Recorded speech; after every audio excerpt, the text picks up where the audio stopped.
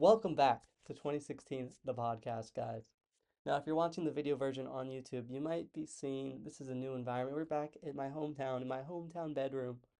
And it's kind of a weird nostalgia, me making YouTube videos here, because it's something I probably always dreamed of. Making a podcast, I guess. I can't even count how many podcast episodes I've listened to in here, so to make one's kind of a real full circle moment. But if you guys aren't already following the Instagram, 2016 the podcast has an Instagram, and we're just talking about 2016 on there, just kind of memes to go along with the episodes. Not posting as much as I should, but I'm gonna lock in because I need to use it as personal reference. Then I can run social media, if someone was to hire me as a social media manager in the future. But with that, today, if you follow the Instagram, you already know we are going to be talking about 2026, which everyone is referring to as the new 2016. And obviously, it's the 10-year anniversary of 2016. I kind of went over that in the last episode, but I kind of wanted to deep dive a little bit more into why 2026 is the new 2016. Now, first off, I'd like to say or make a reference to why I think we're kind of trying to relive 2016. Obviously, 10-year anniversary. It's like you got to celebrate.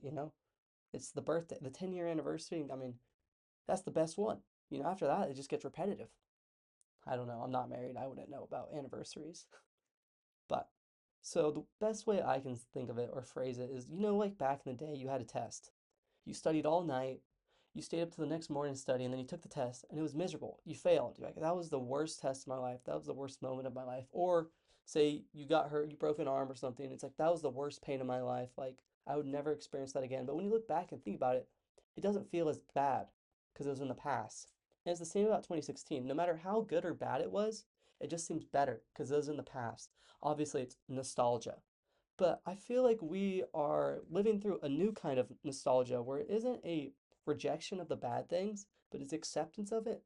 And we're kind of elevating it to kind of a post nostalgia where we were already nostalgic about it, but we're turning it into where we are recreating it in a sense of a full circle moment. We had nostalgia, we are witnessing it, and we're going full circle and we're recreating that nostalgia like a post nostalgia. So I feel like that is what 26 is for us. We're kind of reliving the good things of 2016. And don't get me wrong, like I had highs and lows in 2016. I mean, we all did, but I mean, 2026 is off to a hot start, you guys. Next episode, a little bit of a spoiler. It's gonna be crazy. Next episode is crazy. I would jump into it now, but I want to segue into it for another episode. But I was like, wait, do I do it now? Do I wait? No, I want to stay on the idea of 2016. So we're already 3 days into the year, and no, 8 days. This is January 8th that I'm filming this. So I'm posting it day up, unedited. I want the raw stuff, guys. I'm not gonna give you no BS, okay? Plus, I graduated college and I don't have the editing gear I used to, so I kind of just gotta hope I did good on this run. January 8th, we already had a January 6th, 7. Obviously, January 6th, you guys know, and then on the 7th, something else bad happened. There was a shooting with ICE. So now we have January 6th, 7 on in 2026. So the memes are already there. Obviously, it's not a joke. People died and got hurt and stuff, but I mean, it's still kind of a joke because 2016, we were making jokes about things like that. And I feel like we've reached a point where, I mean, I kind of want to go back to this irony, post irony thing because I feel like we've in almost everything, like in pop culture and politics, it's like gotten to a point where like in 2016, like, oh yeah, Trump, ha ha ha, he says funny things like, oh shit, he won, okay. And now it's like, oh fuck, Trump's president again. And it's like the post irony of him being like sarcastic, it's kind of like dried out to like even more like conservative values, like, okay, we're kind of like why is the Department of Defense posting memes on Twitter? Like it's kind of like it's post it's a weird 2026. It's like 2016, but we're replicating it. And where it's naturally happening, it's flowing really well. Like listening to the old music, like that the Lush Life trend dance is back again. I posted it on TikTok. If you're watching on YouTube, I just did the dance. If you're listening on an Apple podcast, please go to my YouTube channel. I have my YouTube channel and this podcast actually got me in trouble recently. Not really trouble, but it's I'm saving that for the next episode because I'm just gonna whew, but yeah, funny story to come. I see I'm just trying to get my viewers to come back. Retention. See, we're working on that in 2026 too. But where was I with that? Yeah, it's kind of a weird mix of forced versus natural, where I feel like society is always, or not always, but at least nowadays, we're kind of at this weird mix because obviously everything is focused around the internet.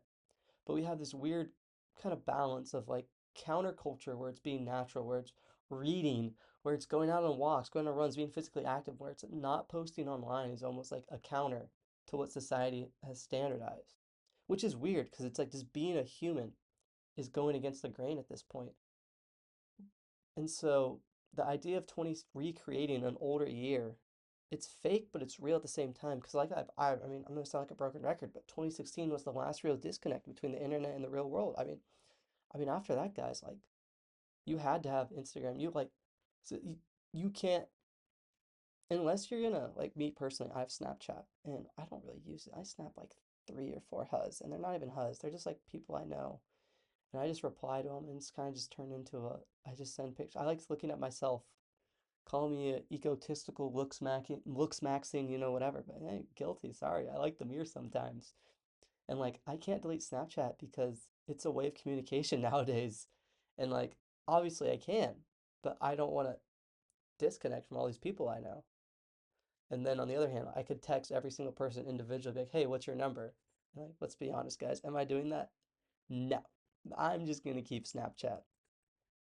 But it's a weird sense of replication where it's like we're buying the fake Legos from the store and trying to play with real Legos. That, I mean, that's to some degree. Honestly, we're still getting authentic Legos to some degree when because we're recreating a year. Obviously, we're 8 days in. I don't think we're doing bad. I think we're doing a good job. I mean, sports wise, there was like 4 buzzer beaters last night. It was insane. And so, in terms of consumption, I think we're being overwhelmed, and it's almost impossible to recreate 2016 and 2026 just because there's so much more going on now. I mean, TikTok, LinkedIn, Instagram, Snapchat. Like, it's impossible not to get FOMO. Like, you could still be experiencing 2026 5 years later because of all the stuff that's going on. And then it's the same with 2016. Like, this year, I'm sure people are still learning about trends and events and famous people from 2016, but it's only been amplified to a higher degree. So it's almost impossible to keep up. And it's not that you should keep up. It should be that you keep up with what you want and at the degree at which you want to. And we've had this idea the past few years of a quote unquote performative male. And I mean, guilty. I've been called it a lot, but honestly, I just like rom-coms. I do like matcha. I do like, okay, I'm just like, okay. It's like I can't even defend myself. Like, yeah, I sound like a performative male, but without the gaslighting because I can't talk to women. But it's almost like 2026 is the performative male version of 2016. And it's not because, oh, we were trying, obviously, I'm the biggest 2016 defender, and I'm so down for this trend that we're going to create 2016 like it's 2026. But I feel like so it's a lot of it isn't artificial anymore. Isn't, no, a lot of it is artificial, excuse me. We need it more naturally happening. We need the trends to naturally happen. A lot of people are like, oh my God, let's just do 2020, 2016 over again. It's like, no, let's act like it's 2016 over again. We don't recreate every step along the way. We just recreate the mindset, and then new events happen with the same vibes of 2016, if that makes sense. Like, obviously, we can redo the mannequin challenge. We can do that again, bring that. That was cool. But also, we need to bring in new trends. Maybe like a new version of the mannequin challenge, a new song, like a new version where it's maybe you pause, and then when you turn around, you start breakdancing or something. You have to change it up a little bit. It can't be the exact same. It's like a redo of a movie franchise. You're gonna have the same concept. You're gonna have new actors. You're gonna have a little bit of a different plot, the same general idea, but you're gonna branch out a little bit. And that's what we need for this 2016 is the new 2026. We need to branch out upon the main idea of 2016. I mean, if there's anyone who maybe has a valid opinion on it, I think it's me. I mean, not to toot my own horn or anything, but I kind of predicted it. I said 2016 was the greatest year of all time. I've had a podcast on it for the past few months. And now all of a sudden everyone's talking about 2016 again. There was rumblings on the internet. Everyone talks about it every once in a while. People are bringing up 2018, 2019. Don't get me wrong, great years, but Do not disrespect my lady 2016. Yes, she's a lady and she's a fine one. But yeah, sorry. I'm the expert here, guys. I'm right. Everyone else is wrong. 2016, maybe not. In the year 2016, maybe I was a little delusional, a little dumb middle schooler, kind of an idiot, honestly. But that's a story for another day. But honestly, guys, I'm on the train. 2016 is the new 2026, but we can't be on this copyright, not copyright. I'm trying to think of it. What would be the right way to acknowledge this? We can't copy the cool kid, sort of say. Like just because it blew up on the internet that oh my God, 2016 is cool again. First of all, no, it always was cool. And we don't have to pretend like we're living in the moment of it. We just got to remember how we acted and build upon it in our own way. So, but I mean, I think this is the best analogy. I just thought of this right now. Take the best Lego set from 2016, throw away the instructions, and build something new and cool with it with the same pieces. That's what we're doing. We're taking that Lego set, we're taking the original idea, we're scrapping it, but we're taking the base and we're applying it to make something cool and new, but with the same heart. I think that sounds good, right? I mean, if that doesn't sound good to you, I mean, you don't belong here. You don't belong in 2026. Get out of here. See you in 2027, loser. But with that, guys, kind of I think that's it. Kind of a short podcast today. I think tomorrow it's gonna be really good. I'm really passionate. Not tomorrow. Whenever I release the next one, follow the Instagram and you'll know my exact release date. Sorry, guys, I'm an unemployed loser right now, so I'm kind of just going with the flow. And whenever I feel like posting, I'm posting, which I hope you guys respect. You better respect.